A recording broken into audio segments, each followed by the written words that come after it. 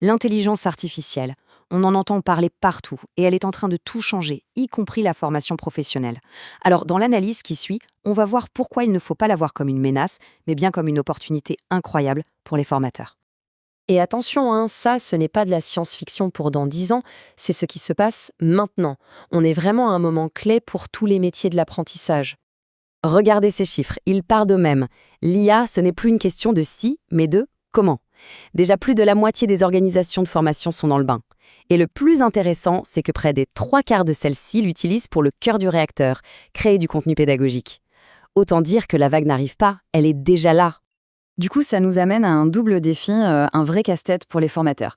D'un côté, il faut maintenir l'excellence pédagogique, ça ne change pas, mais de l'autre, il faut naviguer dans cette marée de nouveaux outils IA.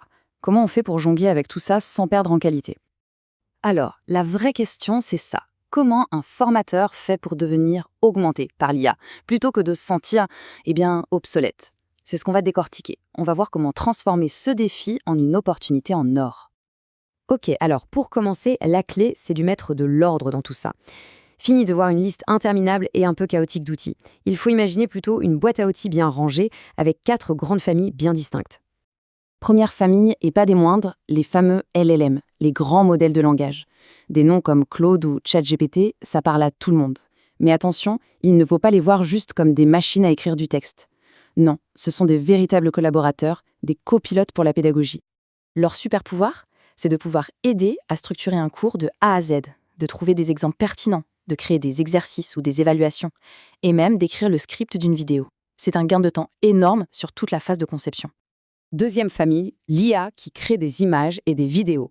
Là, on parle d'outils comme Eugène ou Syllab, et ils sont en train de complètement révolutionner la production de visuels en la rendant quasi automatique. Concrètement, qu'est-ce que ça veut dire? Ça veut dire qu'on peut générer en quelques clics une illustration parfaite pour expliquer un concept, ou même produire une vidéo entière avec un avatar virtuel qui présente le contenu. Le tout en un temps record. Troisième catégorie d'outils, on passe au son, l'IA qui s'occupe de la voix et de l'audio.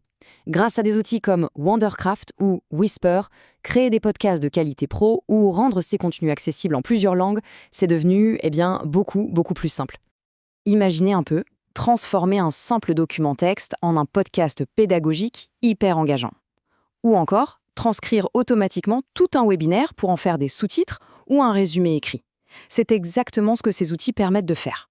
Et enfin, la quatrième et dernière famille, celle-ci, elle touche à un graal de la pédagogie, la personnalisation.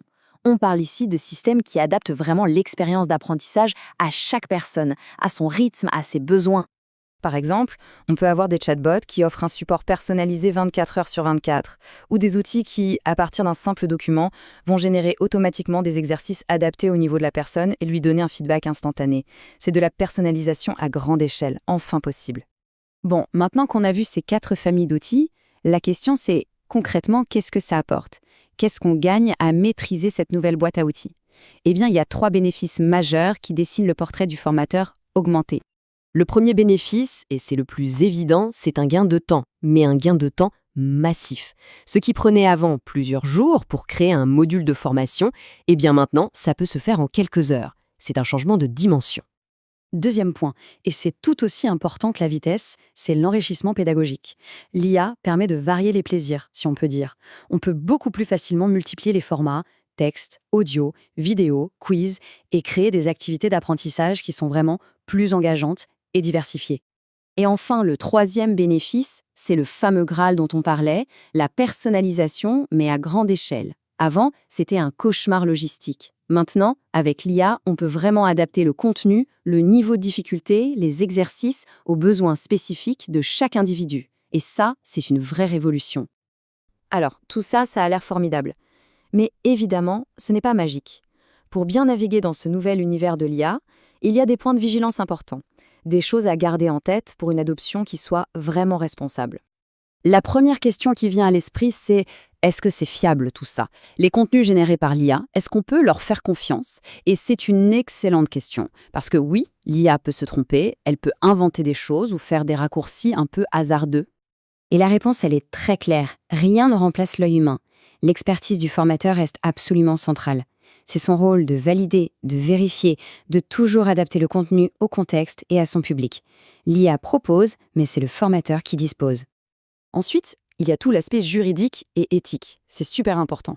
On doit faire attention à la confidentialité des données, le fameux RGPD, le Règlement général sur la protection des données. Il faut aussi se poser la question de la propriété intellectuelle. À qui appartient ce qui est créé? Et bien sûr, il faut être transparent sur l'utilisation de l'IA et trouver le bon équilibre. Alors, si on met tout ça bout à bout, vers quoi on se dirige? Quel est l'avenir de l'apprentissage? Eh bien, il semble se dessiner autour d'une nouvelle synergie, une collaboration vraiment puissante entre l'expertise de l'humain et l'efficacité de la machine. Cette synergie, on la voit déjà à l'œuvre dans des chaînes de production complètement nouvelles. On peut par exemple utiliser un outil comme Claude pour générer le script, puis un autre comme Gamma pour créer les visuels, et encore un autre pour assembler le tout en un module interactif. Les outils se combinent pour un résultat rapide et complet. Et ça nous amène à la question finale. Si l'IA s'occupe de toute la mécanique, de la production lourde, jusqu'où la créativité humaine et la connexion peuvent-elles aller? L'IA gère la mécanique, ce qui permet à l'humain de se concentrer sur ce qu'il fait de mieux. La créativité, la pédagogie, la connexion. Au fond, la machine peut produire le contenu, mais c'est toujours le formateur qui crée le sens.